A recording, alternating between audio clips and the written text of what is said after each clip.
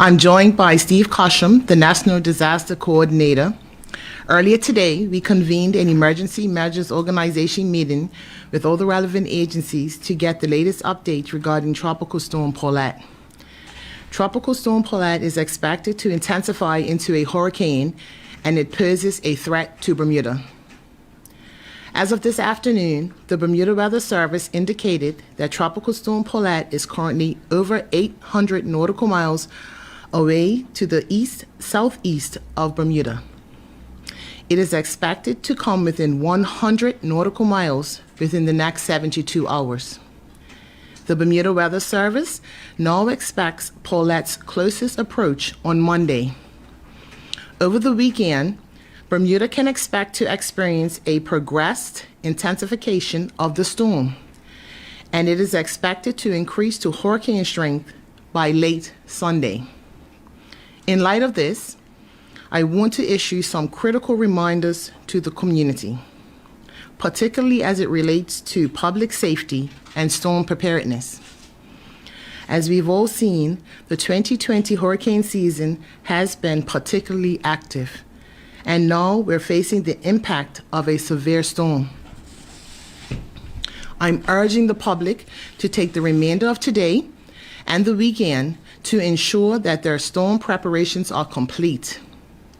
An important point to remember is that we are still in the throes of the COVID-19 pandemic, and we need to ensure that we take extra precautions. Yes, residents should make sure they have the basic supplies in their hurricane kits. This includes your typical non-perishable food supplies and water, and an extra supply of key medicines. Also, make sure you have fresh batteries and smartphone battery packs, flashlights, and other key items to aid in an emergency. Because of the COVID-19 pandemic, residents should add personal protective equipment, or PPE, to their hurricane kits. This includes face masks or face coverings and hand sanitizer.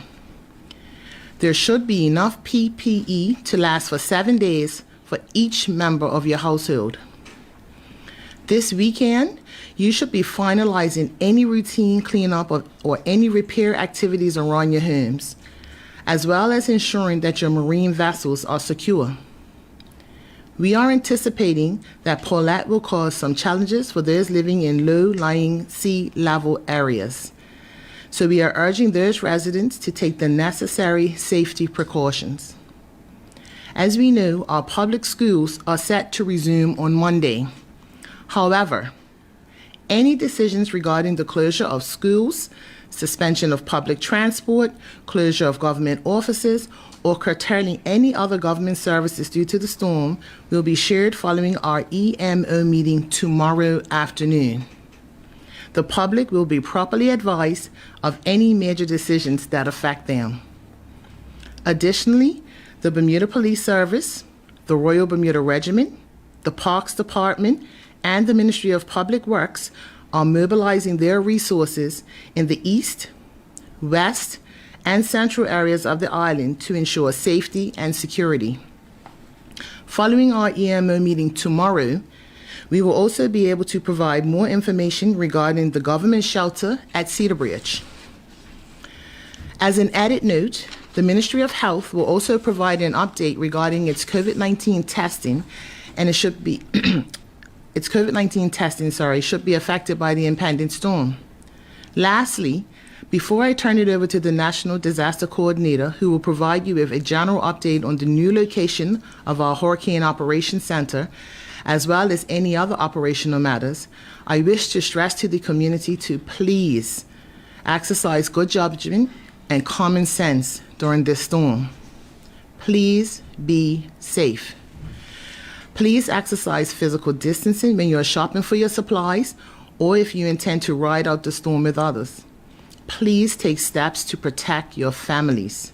And above all, check on your neighbors, our seniors, and our vulnerable persons. Bermuda, we have been through serious storms before, and we have weathered them by coming together as a community.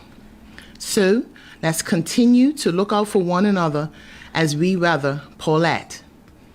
As I indicated to you, we will hold our next briefing late tomorrow afternoon following our EMO meeting at 1 o'clock. We will also provide updates on the emergency broadcast station, 100.1 FM, which will be broadcasting prior to the onset of the storm with key emergency information on the half hour. I now turn it over to Steve Cosham. Thank you. Good afternoon, everybody. The EMO met today, as the Minister said. The EMO Operations Group, which gathers the situational awareness on the onset, during and after the hurricane, will be moved from Police ComOps to the fire station. The reason for the move is physical distancing requirements for the number of people that are there. It will be staffed with a number of agencies, including the Regiment, Public Works, Parks Department, for the clean-up effort, as well as police, fire and health. Balco will also be there with the Department of Communications and Information. They're providing information back to the EBF 100.1 for the regular news updates on the top of the hour and the bottom of the hour. That's all from me. Right, thank you, members of the media. That concludes the formal remarks. If you have any questions, you can please come to the microphone, which is at the back of the room. We can start with David. Oh, no, David? Okay, we'll start with Owen from the Royal Gazette. Thank you, Owen. Owen Johnson Barnes with the Royal Gazette. Do we have any idea when conditions are expected to deteriorate around the island as regarding wind speeds and rough waters? The Weather Service would have been here today, but they're in a conference call right now with the National Hurricane Center in Miami. So there is an idea, but it's too early to say. And so that's why we've asked them for their best advice. And they said that the 12 o'clock information comes in. Once all the data has been tabulated, we're having an EMO meeting Saturday at 1 p.m. and that will be followed as soon as we can with a press conference to give the public the most accurate timings. If we start putting timings out now, they might not be accurate. They'll be the best guess, so we've got to wait until tomorrow afternoon to give the best decision based on the best data. Now, of course, before storms, quite frequently, large numbers of Bermudians go out to the stores, they prepare, buy supplies. Are there concerns that distancing requirements will be breached during this period? I don't think that there will be concerns with regard to that. I think that our people and our public are generally understanding that we are still navigating a pandemic at this time. We have reinforced it in what I've said today, and I'm going to trust that our people know that we are still in a pandemic. We are still asking you to physical distance. We are still asking you to wear a mask. That has not ceased because we are now weathering weather challenges.